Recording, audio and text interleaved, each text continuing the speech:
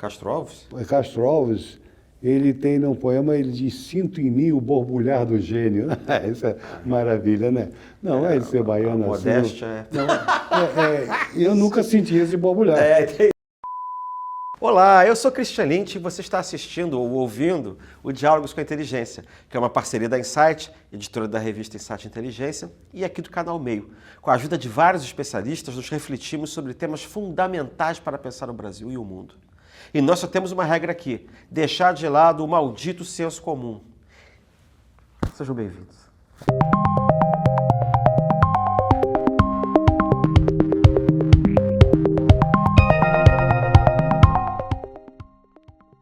No Diálogos dessa semana, o nosso convidado é Jório Dauster, diplomata, embaixador junto à União Europeia e um ator marcante na história do comércio exterior brasileiro. Como se não bastasse, ele foi o primeiro presidente executivo da Vale do Rio Doce depois da privatização. Mas os talentos dele vão muito além de só esse negócio de ser diplomata, de ser presidente de grande empresa, né? O Dauster é um dos maiores tradutores do Brasil. Ele é especializado nas obras de J.D. Salinger, sobre o qual ele escreveu um artigo na Insight Inteligência, está aqui. O que foi feito do apanhador no campo de Centeio? Não satisfeito, Vladimir Nabokov, Philip Roth, entre outros. Bem-vindo, Jório. Obrigado, Christian. Prazer tê-lo aqui no Diálogos com a Inteligência e para falar de um assunto interessante, porque eu não aguento mais falar de política.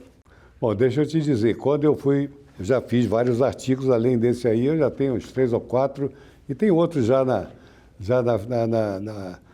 para serem lançados no futuro. Mas quando eu recebi o convite do Faro, que nos honra com a sua presença, sabendo que você é um cientista político, perguntei: diplomacia, economia, política? Não, traduções. Aí, vibrei, porque realmente o mundo está triste, a política está chata e a economia quase parando. Então, política é chata, e quando a gente fica animado, quer dizer que a gente está eletrizado, que a gente está falando, que você fica assim, é porque está acontecendo uma coisa muito grave, ameaça de alguma coisa, de golpe de Estado, de destruir não sei o quê, e todo mundo tem que se mobilizar. Então pronto. Então, tradução, como ninguém me pergunta nada sobre tradução, você vai me dar uma grande alegria. Isso sim é que nos dá a imortalidade, não é? Jório, na inteligência número 102, que é essa aqui, com a capa, aliás, muito característica, pensar dói, será? Né? Nesse número aqui, olha que maravilha, até as imagens, tá? Eu sei que eu sou suspeito para falar, mas... A parte gráfica sempre espetacular, né? Não tem para ninguém, você não precisa nem ler os artigos, é só ver as ilustrações. Então, nesse número aqui da inteligência, você fez uma análise sobre o apanhador no campo de Centeio. Por que você acha que o personagem do Holden Caulfield continua a ressoar tão fortemente nos leitores, mesmo depois de décadas após a publicação do livro? Eu lembro que quando eu li, que faz muito tempo também, o apanhador no campo de Centeio, eu lembrei que me lembrava um pouco Hermann Hesse. Não sei se você tem essa impressão também. Que é um tipo de literatura de formação que tem um apelo muito grande talvez para os jovens, eu não sei. Eu acho que você primeiro tem que... O jogo das contas de vidro. Você tem que lembrar que era um país recém-saído da guerra, um país bastante careta, Estados Unidos em 51, quando ele lançou o livro. E, na verdade, foi chocante até pelo linguajar. É um garoto de 17 anos que está, isso você vê, seria gravando um depoimento dele num hospital psiquiátrico, onde claramente ele ficou bastante tempo depois de um colapso nervoso importante. Então, ele fala de uma forma extraordinariamente coloquial, é um garoto de 17 anos, e naquele momento, nos Estados Unidos, neste país caretão, com a liberdade até de expressão, usando palavrões. O livro foi proibido em várias cidadezinhas, obviamente imbecis, e isso causou um impacto enorme na juventude, que encontrou nele uma pessoa que estava, na verdade, mostrando o que havia de fajuto na vida adulta, na dificuldade de se adaptar a hipocrisia que viria na frente, já tudo que você sentia como exigência de um mundo maduro em que ele, garoto, não está preparado para isso. Então, o livro tem ainda esse impacto. Você, quando leu, possivelmente, como eu li aos 19 anos, quando eu estava em Washington, eu tive esse elemento de identificação, na verdade, com os problemas que todo adolescente, vive. Agora, depois tem uma leitura que é muito mais profunda do livro e que eu tento mostrar nesse artigo. O Salinger era uma pessoa extremamente sofrida, um homem inteligentíssimo, é óbvio, mas com problemas talvez até de esquizofrenia. E ele vai para a guerra, na verdade, como agente de inteligência, porque ele falava francês e alemão, então ele não foi combatente de frente de batalha, ele ficava entrevistando os prisioneiros e oferecia, então, informações para o alto comando. Mas ele desceu naquela praia no dia D.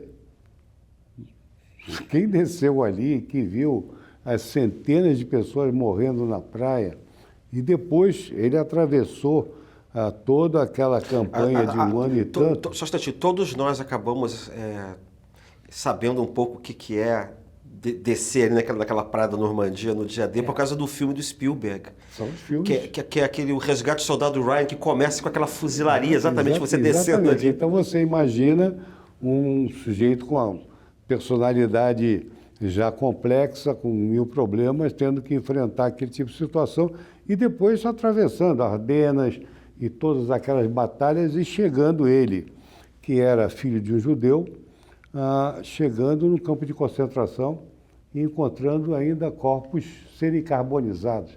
Então ele, que praticamente não falava da guerra para ninguém, ele um dia diz à filha que é impossível você esquecer o cheiro de carne queimada. Então você pode imaginar o que isso representou. Terminada a guerra, ele mesmo se internou na Alemanha. Ele entrou no hospital e disse, olha, estou precisando de ajuda. Saiu meses depois, casou com um alemão, uma coisa estranha, acabou ainda ficando um tempo na Alemanha, voltou e o casamento da alemã terminou logo, dizem que ele descobriu que ela tinha colaborado com a Gestapo, então tudo muito complicado.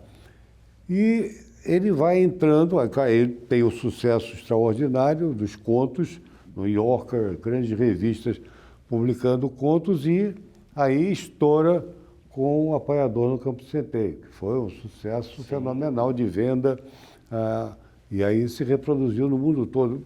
Dizem que é o segundo mais vendido depois da Bíblia. Não sei, mas continua a ter venda e traduzido para todas as línguas, e ele vai entrando num processo crescente, na boca seca. Não mais. De dificuldade de conviver até com sucesso. Ele acaba virando um eremita, ele vai compra uma propriedade num lugar remoto e casa com uma moça inteligente também, mas ele começa a ter uma dedicação a religiões orientais e todas aquelas coisas assim meio esquisitas, e forçando também essa moça a viver com ele nesse lugar, e praticamente não encontravam mais ninguém, não tinha vida social, e ele escrevendo o tempo todo. Deu grande confusão. Teve 2 filhos, mas ela mesmo confessa que pensou em matar os 2 filhos e suicidar, imagina. Então, a convivência com ele não era fácil. Depois, ele ainda publicou alguns contos sobre uma família que ele inventou, uma família Glass, e essa coisa no qual a mulher matava o marido e os 2 filhos? Não tem nada disso, não. Mas é muito impregnada de filosofia oriental, etc. e tal. E aí, ele, em 60 e poucos, para de publicar. e viveu mais 40 e tantos anos como eremita nesse lugar, escrevendo supostamente todos os dias. Morreu quase com 100 anos escrevendo e teria deixado uma massa imensa de livros, de romances até, que o filho, porque a filha nunca mais teve relação com ele, escreveu uma autobiografia revelando esses traumas de família, mas o filho sempre foi mais acomodado. Aliás, foi ator e fez o Capitão América, imagina como as coisas são complicadas.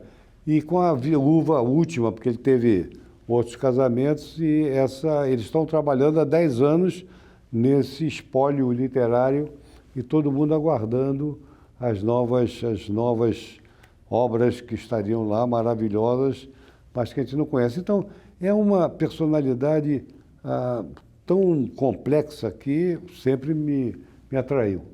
E esse artigo toca um pouco nesses pontos, que mostra que por que você explica que aquele sujeito que matou o John Lennon tinha no bolso o apanhador no campo de centeio e com uma dedicatória. Tinha comprado no dia que matou. Uhum. Esse é meu depoimento.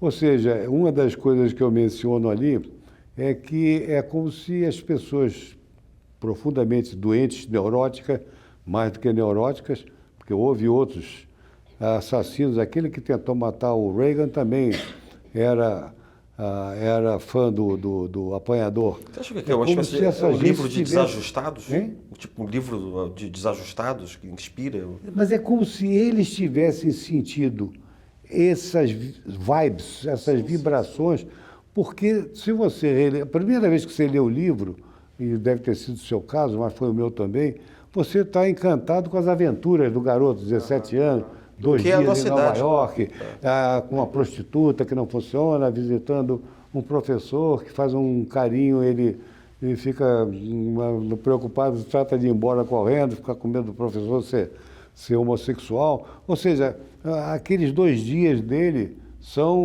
te atraem. Mas, ao longo do livro, ele fala várias vezes da perda de um irmão mais moço, e você vê que aí tem o elemento da doença, das depressões, ele fala até em suicídio. Então, é como se essas pessoas doentes tivessem captado essas vibrações que um leitor comum praticamente ignora na primeira leitura. Mas como o Nabokov dizia, que é outro, eu sou fã do Nabokov, a gente nunca deve ler, a gente deve reler. Num segundo momento, e cada vez que você lê, porque você mudou tanto, você lê um livro... Nós somos outra pessoa. 10 anos depois, você é outra pessoa que está lendo. Mas, na verdade, você encontra um livro diferente. Então, como eu traduzi, é um mergulho mais profundo na obra, e depois me interessei pela personalidade, traduzi outros livros dele, dos de contos, que são maravilhosos. Então, está tudo aí. E eu tenho até um artigo maior ainda que deve ser publicado possivelmente em outra grande revista, porque senão eu viraria aqui estava ocupando demais a inteligência. Então, nada, a inteligência é contigo mesmo, é sua revista. Mas então eu acho que isso explica... aliás, eu me tornei um tradutor, hoje com mais de 80 obras, realmente é um portfólio importante, a partir do Ketcher, a partir do apanhador, que eu me apaixonei e descobri que um colega meu também tinha a mesma paixão, daí que nós começamos a fazer a 4 mãos, descobri que havia um outro colega diplomata que também estava traduzindo, fizemos a 6 mãos, mas na realidade eles foram para o exterior e depois de 64 eu fui considerado subversivo, fiquei em casa 6 meses. Porque lia Salinger? Outras razões, mas aí hoje é proibido falar de política. Então eu fiquei em casa... mas essa já prescreveu. Hein? Essa aí já prescreveu. Já escrevi também sobre isso, na própria inteligência tem alguma coisa, quando eu fui negociador da dívida. Mas muito bem.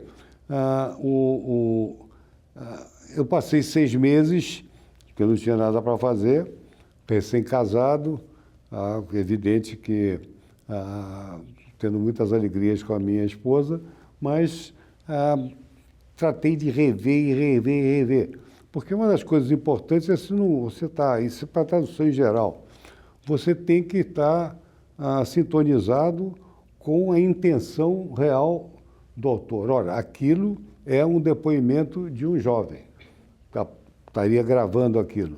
Então você não pode, nesse texto, ter no entanto, entretanto, porém, contudo, porque esse sujeito falando só vai falar em mães. Uhum. Então, esse tipo de cuidado de você, e tem muita gíria, tem muita expressão, assim, às vezes até chula, por exemplo, aqui com o respeito que merece o site, mas é interessante você ver como a tradução pode ser até viciada. Então, há um episódio no livro em que ele, na escola, que depois ele abandona, porque ele foi reprovado em todas as matérias, com exceção de inglês, e é por isso que ele vai para Nova York nesses 2 dias de loucura. Mas enquanto está nessa escola, o patrono, o sujeito que pagou pela biblioteca, não sei o quê, aquelas coisas de americano, vai todo ano lá e faz uma palestra. Os alunos acham a maior chatura ouvir aquele cara na capela falando, que deve-se dizer que ele é maravilhoso. E aí um dos colegas solta um tremendo peido, mas que foi assim um negócio fenomenal. E o tradutor do apanhador em Portugal, na época do Salazar, traduziu por arroto. Então, isso aí é dessas coisas impressionantes e que você tem até o risco da autocensura na tradução. Estou lembrando que isso existia muito em dublagem de filme também no tempo do regime militar, que no final em português saiu como 3 Homens em Conflito, do Sérgio Leone, mas o nome do filme é O Bom, o Mau e o Feio. E no final o personagem chega para a câmera, mas ele está, na verdade, xingando o outro que está indo embora. E ele diz assim, ele diz em inglês assim, você é um grandíssimo filho da puta! Aí eles traduziram assim, analfabete. Mas eles traduziram como assim, seu grandíssimo filho de uma mundana! Aí fica engraçado, porque é para ser um palavrão enorme e saiu... Mas, então, esse é uma das coisas fundamentais na tradução. Então, uma pergunta que sempre me fazem, mas a tradução, você tem liberdade de fazer o quê? Não, você não tem. Você precisa ser absolutamente fiel mas fiel a quê? Fiel à vontade literária do autor, ao estilo do autor. Ou seja, você tem que traduzir como se fosse o autor escrevendo em português. Em português. E aí é que eu digo, eu gostaria que o leitor, ao ler minhas traduções, e alguns dizem que é assim, tivesse a impressão que era um livro escrito em português há 2 semanas atrás. Uhum. Então, se for assim, é evidente que há autores, Henry James, é um cara rebuscado, etc. e tal. Aí você tem que procurar ser o autor brasileiro, porque não é nem em português, rebuscado também, mas... E é de 130 anos atrás. Agora, tem que estar naquele estado de espírito, naquele contexto. Daí é que é até outro tema que também, ultimamente, é muito discutido, que é a capacidade que terá a inteligência artificial de poder fazer traduções. Ora, não tem a menor dúvida que para receita de bolo, para contrato comercial, isso já está fazendo. Bula de remédio, porque são coisas que são praticamente fórmulas prontas em que o que é a inteligência artificial que ela faz? Ela examina 10 milhões de textos, né? Só de receita de remédio, ela terá visto 1 milhão. Então, vou fazer um resumo do que foi a posologia, não sei o quê, quais são os inconvenientes. É tudo que seria numa bula, ela copia para aquele específico remédio. Agora, quando você fala em traduzir literatura, e sobretudo literatura de bom nível, se literatura é vagabunda, aí eu não creio que você nunca terá uma tradução que seja que faça jus, para dizer assim, ao grande autor. Um autor vagabundo qualquer, foi um livrinho de aventura, não vai fazer diferença. Mas um Nabokov, então eu gosto muito de falar isso, que aliás menciono nos artigos que eu já escrevi sobre tradução, que é uma coisa que me dá muito orgulho, mas que eu acho que explica isso. O dia que a inteligência artificial escrever como Nabokov, ela vai poder traduzir Nabokov? Eu creio que não, e eu vou te dar um exemplo. Não, estou querendo dizer o dia que ela for capaz de fazer literatura de alto nível, nesse dia talvez ela saiba fazer tradução em alto nível. O que ela pode até tentar copiar, mas aí é pastiche. Uma coisa é o original. Então, um autor, por exemplo, Lolita, é um Nabokov que, já para começo de conversa, pega como tema um caso de pedofilia. Quer dizer, é um homem já de 30 e tantos anos que se apaixona por uma menina de 13. É evidente que em outras culturas, até no Brasil, há 200 anos atrás, casamento com menina de 13 anos não era nada incomum, não. Mas, bom, hoje em dia, se você falar isso, meu Deus, pedofilia, essas coisas mudam com a cultura, mudam com os tempos. Mas o tema é um tema complicado, sensível, e é típico do Nabokov escolher alguma dessas coisas em que você já começou a correr risco pela própria escolha do tema. Sim. Agora, ele tem logo no comecinho do livro, uma página que é famosa, antológica, em que ele descreve essa menina, no jardim, o impacto que tem, que ele vê no jardim, na casa da mãe. Isso. Ele vai ter que casar com a mãe para tentar se aproximar da menina, possuir a filha. E aí se complica. Mas tudo bem. Então ele começa a dizer do que é a Lolita, que ele está vendo ali. São poucos parágrafos absolutamente fenomenais. Então vou te dar um exemplo, aí estou fazendo plim-plim para mim, mas que eu acho que mostra onde a inteligência artificial não chegará nunca. Então tem um momento que ele diz em inglês que ela é my sin, my soul. Sim. 2 monossílabos fortes, com a literação do S, palavras sim, pecado, soul, alma. Então, se você pega em português, minha alma, meu pecado, jogou fora.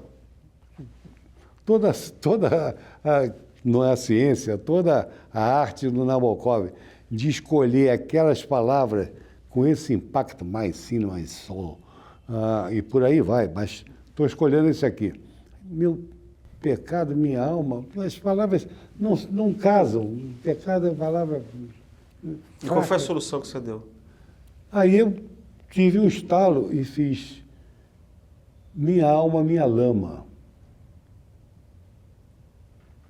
Mas eufônico, né? Corresponde Aí eufonicamente eu ao estou original. jogando, inclusive, com alma e lama, que tem as mesmas letras.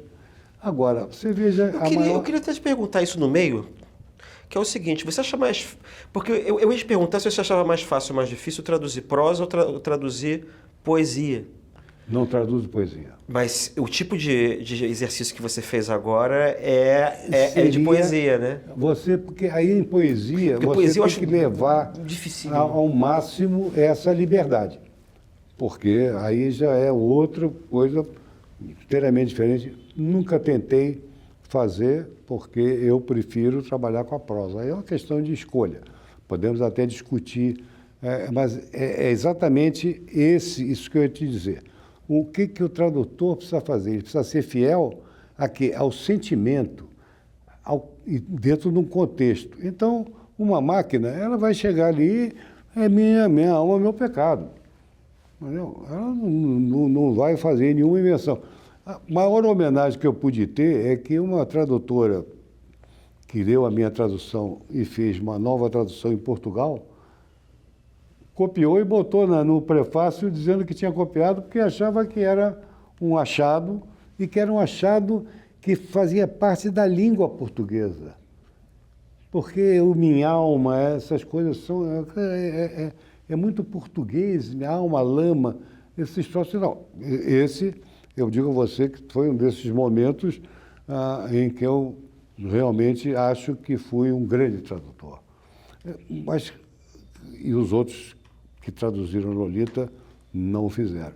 Mas muito bem, essa moça teve a coragem, essa senhora, professora, aliás, teve a coragem de repetir e dizer, não roubou.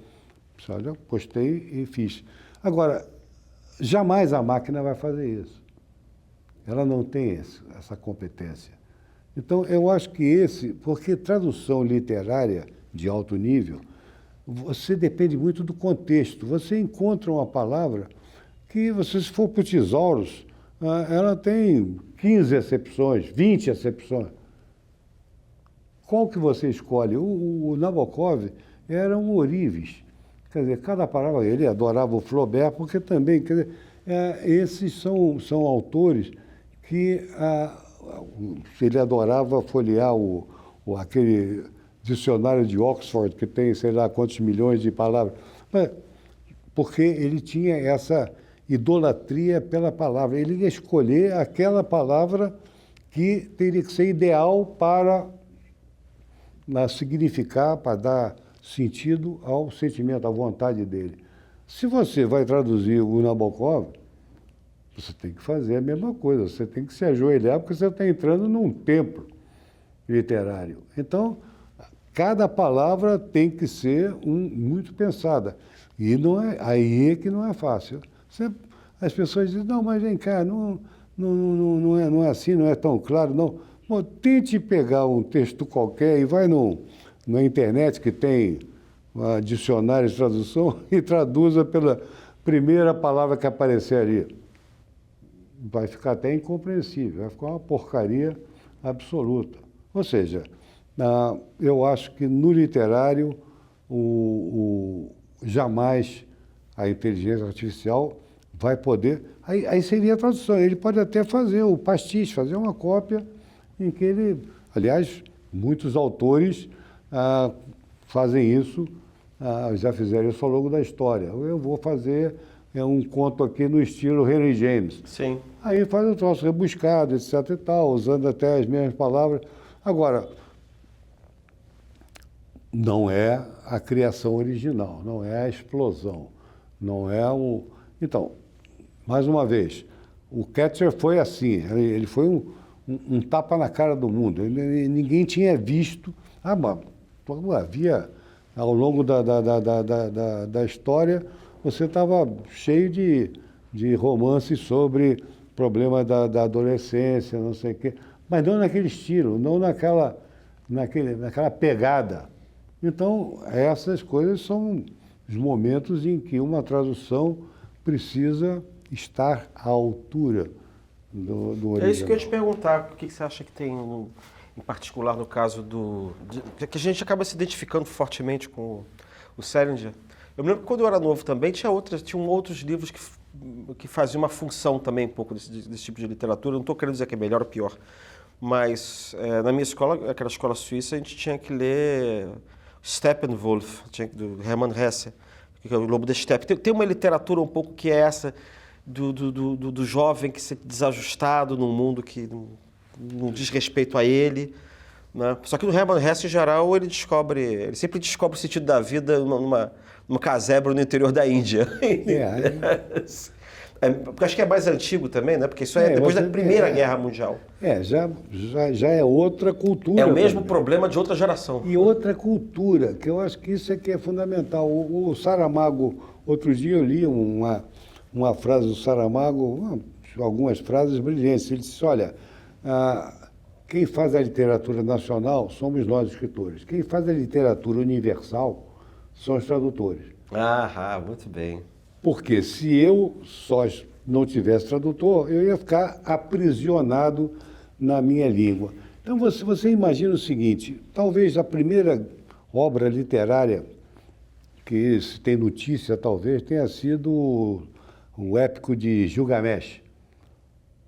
Isso é uma história supostamente de um rei da Suméria, escrita há 4.500 anos atrás apenas. Antes de Heródoto, com uma fantasia sobre um rei que aí tem aventuras que hoje estariam muito bem até numa livro de terror, etc. e tal, essas coisas de floresta. Então, você imagina que o ser humano, na verdade, ele continua a trabalhar com certos simbolismos que devem estar ali desde que ele ficava conversando ao lado em volta da fogueira e depois ia dormir na caverna. Então, essas histórias que já deviam ser contadas, aí era a literatura oral, já deviam ter esses elementos, porque são as coisas, os pavores do ser humano acabam se refletindo. Mas você veja, esse épico de Gilgamesh, que foi escrito, inclusive, em caracteres cuneiformes, entendeu? Então, era ainda daquelas coisas...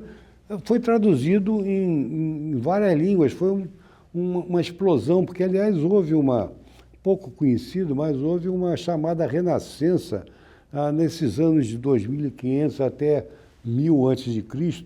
Houve um momento, também com os grandes reinados egípcios, etc. e tal, mas em que toda aquela área, Mesopotâmia, mas também chegando ali em Creta, até Grécia também, ali houve um momento de uma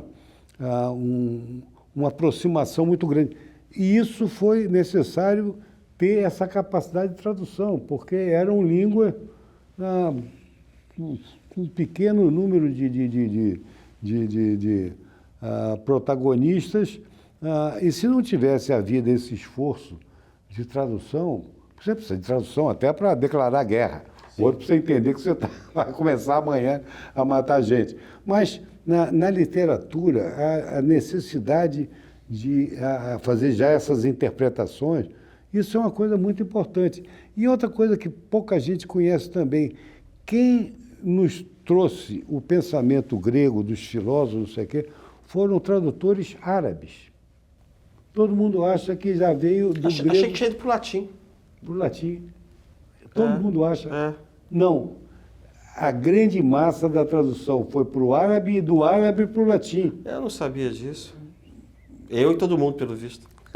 Então, as coisas que a gente vai sabendo quando se interessa pelo assunto. Mas para você ver que riqueza que é essa, porque foi uma cultura O tradutor, árabe. então, é uma espécie de coautor.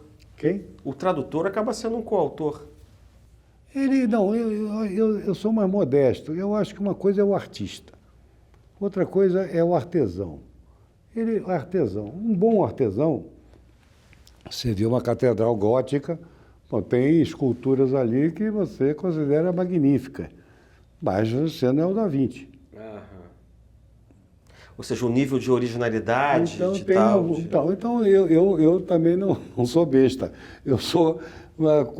Eu acho que bastante preciso em saber que é um ofício importante e que me dá um prazer imenso. Eu faço porque sempre adorei literatura. Minha casa tinha Balzac, tinha Dostoiévski aos 13, 14 anos. Então, eu fui invadido pela literatura, felizmente, numa época que também não tinha televisão. Não tinha televisão e não tinha esse joguinho, não tinha nada. Então, era literatura ou Rádio. a imbecilidade era o rádio, mas tudo bem. Então, só você numa casa onde havia livro em todo canto, você tinha um caminho feito. Agora, então eu sempre gostei de escrever. E tinha uma opção, que era fazer uns continhos arrumadinhos, não sei o quê, ser um escritor medíocre. E eu achei que era muito melhor eu tentar trazer para o brasileiro, que não é o português, aqueles livros que me entusiasmavam. Mas você julgou medíocre aquilo que você escreveu? Não, porque... Não, Ou você nem tentou? Não, eu faço uns artiguinhos, mas a criação... Não, eu digo ficção, quer dizer... eu nunca tentei. Nunca tentou? Nunca tentei porque o condoreiro lá, o nosso... Castro Alves? Castro Alves, ele tem num poema, ele diz: "Sinto em mim o borbulhar do gênio." Isso é maravilha, né? Não é de ser baiano assim. Modéstia Não, eu nunca senti esse borbulhar. Entendi. Então, eu acho que você, para ser um grande autor, você tem que ter realmente uma coisa que é um impulso forte. Então, fazer eu escrevo um artigo, etc. e tal, eu sei escrever bem. E daí? Mas alguma vez eu fui empolgado por uma ideia, de repente, não, esse troço aqui, eu tenho uma visão nova que eu preciso expressar. Então, eu acho que isso é que deve ser o bom autor, o grande autor. Mas, então, eu fico feliz de ser um bom tradutor. Você nunca foi possuído, então? Você nunca se sentiu possuído pela... Não, felizmente não. Eu prefiro possuir do que ser possuído, mas... Possuído por um espírito. Por um espírito de um grande artista. Não me entenda mal. Olha, eu até digo que não é bem de brincadeira, não. Às vezes você está traduzindo do silêncio da noite, está sozinho no seu escritório, etc. e tal, e você está procurando uma palavra. E às vezes é como, sobretudo naqueles autores, eu gosto de repetir muito autores. Eu tenho o McEwan, o Philip Roth, tenho o Nabokov, tenho o Salinger, que eu já traduzi vários livros. É como se o cara batesse nas tuas costas aqui e ele mesmo dissesse, olha, ele te dá uma piruada. Então, são sensações de que você chega a ter alguma comunhão, que não tem nada de espírita, não. É só a comunhão intelectual. Você tem uma predileção por literatura americana, né? Norte-americana? Eu só traduzo do inglês, da americana e da literatura inglesa. É evidente que eu poderia traduzir do francês e do espanhol, mas... Você citou só esses autores e o... Quer dizer, o Henry James quer dizer, o americano que também foi para a Grã-Bretanha. E apareceu um Balzac aí no meio. Mas por isso que eu estou perguntando, aí são todos mais ou menos do pós-guerra, né? Mas eu não faço nenhuma tradução que não seja do próprio. Agora, por exemplo, eu estou traduzindo um livro de um autor turco que ganhou o prêmio Nobel há uns anos atrás, Pamuk. E quando me foi entregue, eu digo, bom, mas turco... Não, mas ele era professor, inclusive, de universidade americana, e ele comandava as traduções. Então, aí é diferente.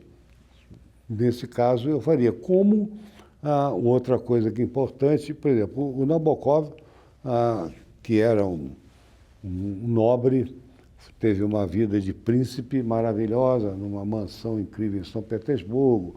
O pai, que era chegou a ser ministro naqueles governos de transição entre o czar, mas era um político, um homem brilhante, milionário. Perdeu tudo com a Revolução, teve que fugir, foi acabar na Alemanha, que ele odiava, em Berlim, e porque Berlim e Paris foram os grandes centros que atraíram aquela aristocracia russa depois da Revolução. Engraçado, não teve Viena, né? Que Viena era um centro. Mas, bom, Viena acabou também com aquele... Não, mas era basicamente os dois grandes centros, onde havia jornais em russo, revistas em russo, eram Berlim e Paris. E havia outros, mas os grandes centros eram ali. Então, ele, Nabokov, começou a escrever os romances em russo, assinava Sirin, que é um espírito russo. Depois é que ele começou a botar Nabokov. E fez alguns, já foi reconhecido como um grande autor em russo, escrevendo em Berlim. Porque antes, ainda em Moscou, ele era muito jovem, tinha feito uns poemas, estava mais chegando na poesia. Como romancista, ele realmente se firmou em Berlim. Mas eu já traduzi vários livros dele dessa época, dos anos russos, e depois ele teve que fugir porque, casado com uma judia, a situação com a ascensão do Hitler se tornando insuportável, e ele então vai primeiro para a França, onde ele vai e escreve um conto em francês espetacular, maravilhoso, Madame O. E ele, sabendo que começa a tentar, por amigos, ver se conseguia um empreguinho nos Estados Unidos, que ele não tinha mais dinheiro, não tinha nada, com um filho, ele então já escreve o primeiro romance em inglês na Europa, mas depois que chega nos Estados Unidos, que aí ele só escreve em inglês. Então, Quando é que ele chega nos Estados Unidos? Depois da guerra? Antes da guerra? Não, ele sai no último navio, um dos últimos que saiu da França para 44, 45, 44. Tá. Mas dos últimos que saiu era o transatlântico, que já estava sendo aproveitado para levar refugiados judeus para os Estados Unidos. Então ele chegou em Nova York com uma mão na frente e outra atrás, sem nada, e conseguiu um empreguinho de professor. Durante 20 anos ele foi professor. Tanto que eu tenho um artigo agora também a ser publicado em outra boa revista, que se chama O Professor Nabokov. Então é um pouco para explicar como é que foi essa fase, porque eu traduzi dele também já livros das aulas que ele deu. Ele deu 20 anos de aulas de literatura brilhantes. Então eu traduzi o chamado Lições de Literatura, o outro Lições de Literatura Russa e, finalmente, mais recente, um Don Quixote. Então, ele tinha as anotações e muitos alunos também, alguns famosos, recolhiam as coisas dele de aula, então conseguiram refazer e são magníficos. Livros para quem gosta de literatura, as aulas dele são maravilhosas. Então, além da parte que é de literatura mesmo, romances, contos, eu também traduzi as aulas. Isso é extraordinário. E deixa eu fazer uma última pergunta para você. Eu já imagino um pouco seja a resposta, que é a seguinte, no século XX, acho que eu posso falar assim, acho que até o final do século XX a gente tinha uma relação com a arte, com esse tipo de arte, que era uma relação de... Eu não vou dizer que você tinha a impressão de que a obra de arte era sagrada, mas de alguma maneira a obra de arte era percebida, uma coisa que era considerada clássica, alguma coisa que era assim, ela era percebida como alguma coisa que acho que recendia um pouco do sacro. Era obra do gênio, essa categoria do gênio. Era uma coisa que era intocável, era uma coisa que não deveria ser modificada, era uma coisa que você tinha que ter muito cuidado na apropriação. Eu tenho a impressão, não sei a sua, que de umas décadas para cá, esse tipo de relação que você tem com a arte meio que foi erodindo.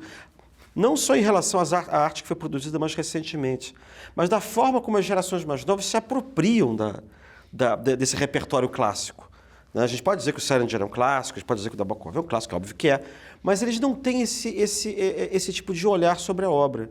Por exemplo, eu me lembro que, assim como em literatura tem obras que ficam inacabadas, sei lá, o Gogol, Almas Mortas, né? Era uma coisa assim, ou sei lá, você pega a música clássica, Turandot, Puccini morreu no meio do terceiro ato, e aí ninguém ousava querer botar a mão naquilo ali. Né? E hoje em dia você todo dia tem alguém que quer fazer uma versão do que teria sido feito, completar as obras dos outros, reescrever, capítulos novos, ou terminar a sinfonia você entende? E é engraçado que eu conheço um sujeito que é um maestro estrangeiro, assim, não chegou a ser o primeiro time, mas foi importante, junto com o Covent Garden e tal. Eu me lembro que 30 anos atrás eu perguntava, o que você acha de completar a 10ª Sinfonia de Mahler? Nunca, é uma coisa sagrada, você não punha a mão.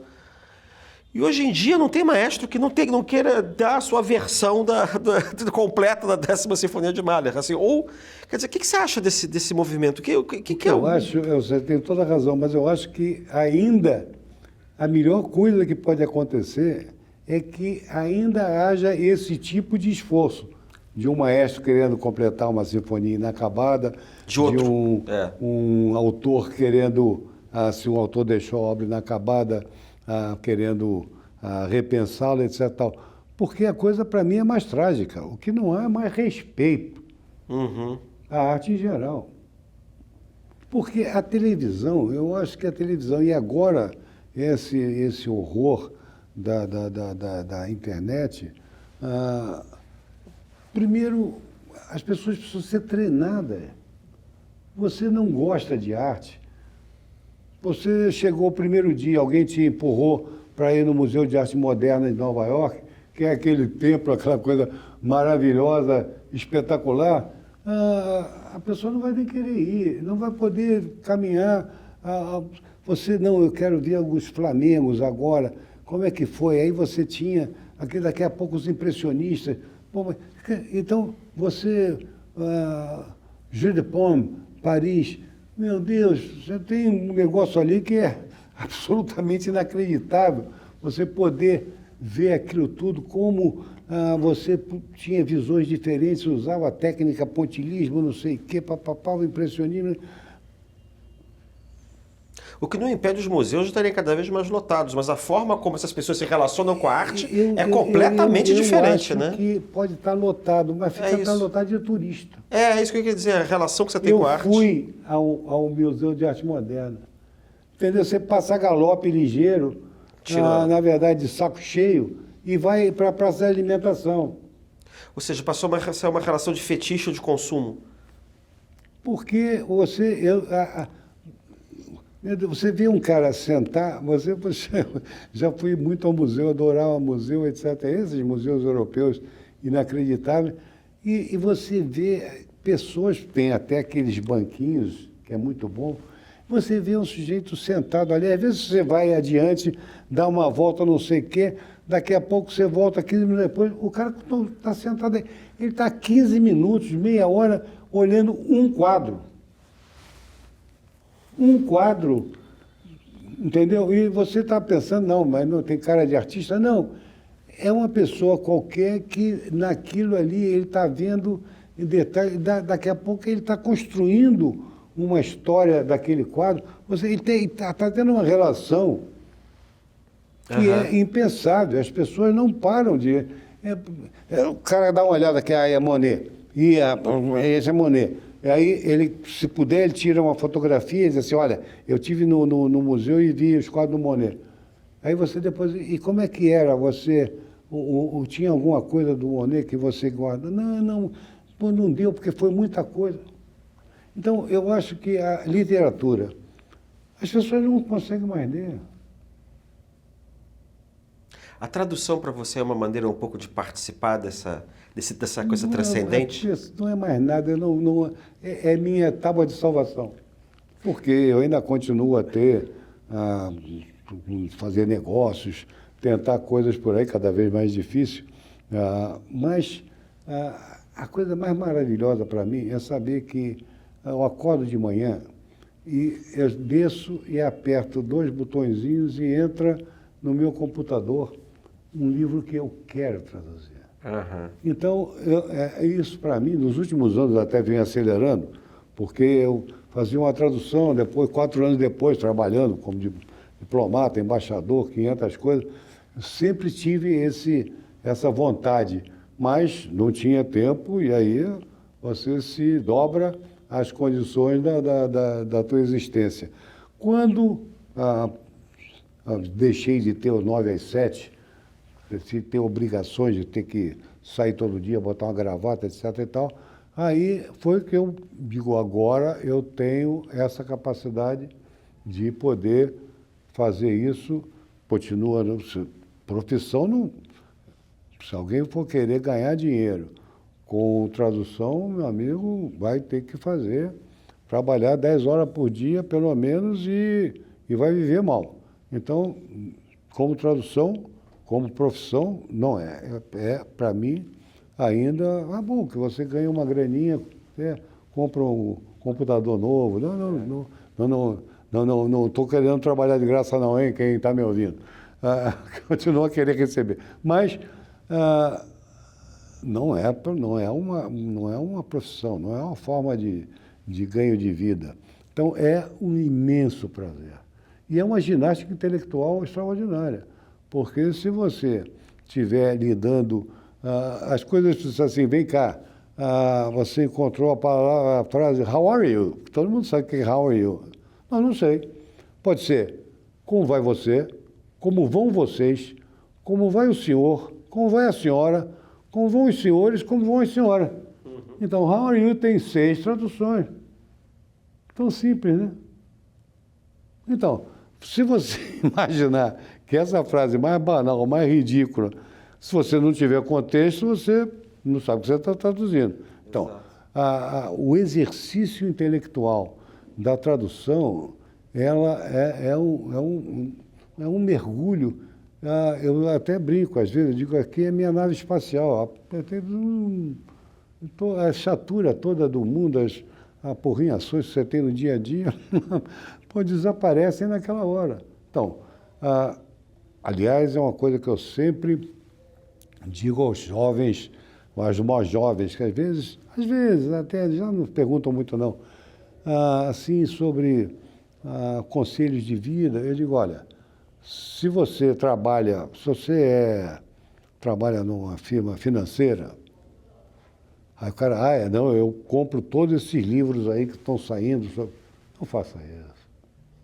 Você já passa 10 horas do dia olhando aquela porcaria, quando chegar em casa, vai tocar um instrumento, vai ler um romance, vai aprender uma língua. Você tem que abrir a sua mente e não fechar. Você vê as pessoas cada dia mais fechadas. Mais especializadas. Mais especializadas. E isso é que é o empobrecimento. Então, a arte sempre foi para as pessoas que têm um nível educacional. Infelizmente, você consegue chegar no Brasil, essa tristeza educacional, as pessoas que têm acesso a isso já são poucas. Mas tiragem de livros de Nabokov, 3.000 exemplares. 3.000 exemplares num país de 120, 112 210 milhões. O que é isso? Quer dizer, o Brasil tem menos livraria do que Buenos Aires. E estão fechando. Tem muita gente lendo no Kindle agora. Então... Ou as poucas mesmas que liam papel antes. Mas, ótimo. Eu sempre digo que eu prefiro ler em carne e osso. Porque ler não é só uma experiência intelectual, mas para mim também é a parte visual, a parte tátil, Sim. Até o cheiro. Uma boa revista com bom papel, ela tem um cheiro bom. Então você tem, e o livrinho tem aquele cheiro de livro, aquele é muito bom. E eu gosto de livro, uma cheiro experiência. de livro velho também. Hein? Eu adoro o cheiro de livro velho. Então. Minha mulher sai correndo. Eu adoro. Já vira fetiche, já vira. Mas olha, é isso que está faltando. Eu acho que essas novas... pessoas, você está ficando chato. Bom, é assim mesmo, a fila andou. Você fica aí reclamando, então que se dane. Tá bem, me danei. Mas tá com muito prazer nessa danação, né? agora, o que você vê hoje? É até coisa. Agora você pega uma obra de arte importante e aí, com a inteligência artificial, você faz um movimento. Que maravilha. Que maravilha.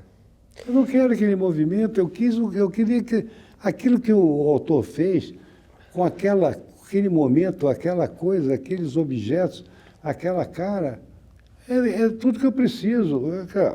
Se eu quiser dar movimento àquilo, eu quero dar o meu movimento. Então, esses artificialismos começam a substituir a verdadeira apreciação. Chato. Chato, mas essencial. É o que salva a vida da gente, né? Tá ficando chato. É isso que eu ouço. Então tá bem. Não, cara, isso é o que dá sentido na vida. A gente participar em alguma coisa... Que coisa boa. Eu acho que é a participação em alguma coisa que a gente sente que é transcendente, né? Eu acho que essa que é um pouco a ideia. Jório, muito obrigado pela viagem literária, linguística, quase etimológica, sempre com grande originalidade e paixão, sobretudo, né? Isso, paixão, sobretudo. É uma aula... Mas eu acho que a mensagem que fica é essa coisa da paixão de participar de alguma coisa que é maior do que a gente, né? Exatamente. Você mas eu acho que é isso mesmo. escreveu o que eu sinto. É isso, mas é o que eu sinto também. E para você que está aí assistindo e ouvindo, e eu espero que sentindo também, a nova edição da Revista Insight Inteligência está no ar. Não deixe de conferir. E lembre que temos décadas de conteúdo disponível no site. E se você quiser receber a revista impressa em casa, basta assinar um dos nossos planos. E não se esqueçam de nos seguir nas redes sociais para ficar por dentro de todas essas novidades. E até o próximo Diálogos com a Inteligência. Alguma coisa obviamente mudou no mundo. A gente sente isso. Tem um tipo de política diferente acontecendo. E nos últimos 10 anos, parece até que as pessoas enlouqueceram. A gente sabe que o que mudou é a maneira como nos relacionamos. Pela primeira vez na história da humanidade, não somos mais agrupados porque calha de nos conhecermos em algum lugar físico. Não mais. Agora é por um mecanismo que nos organiza por sermos parecidos uns com os outros. Estamos convivendo cada vez mais com gente que pensa igual, que tem os mesmos gostos, os mesmos interesses. Esse fenômeno tem muitas consequências. Os movimentos populistas autoritários são todos frutos do remapeamento das redes sociais. Quando estilhaça a geografia e entregamos aos algoritmos a missão de recriar nossa rede social, quebramos também a possibilidade de fazermos acordos. Apostamos na fragmentação, na tribalização. Não nos reconhecemos mais como parte de um mesmo conjunto, como parte de um mesmo povo. Você quer entender o mundo que o algoritmo criou?